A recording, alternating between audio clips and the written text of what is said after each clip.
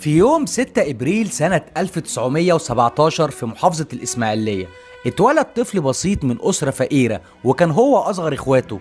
والده كان راجل على قد حاله، بيتوفى ويسيبه وهو صغير، وبعد كده بيتنقلوا للقاهرة يكمل تعليمه فيها.